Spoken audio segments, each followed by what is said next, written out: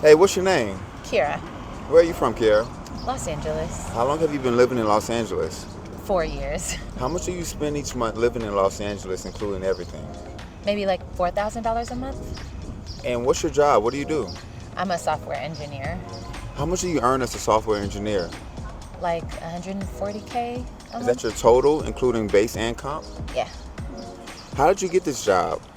So I initially went to college for business and then I got a job in sales. But then I took a boot camp called TripleTen and it helps you break into tech.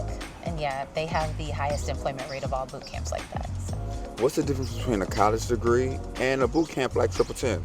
So a college degree is like 4 years, and at TripleTen it took me like a few months.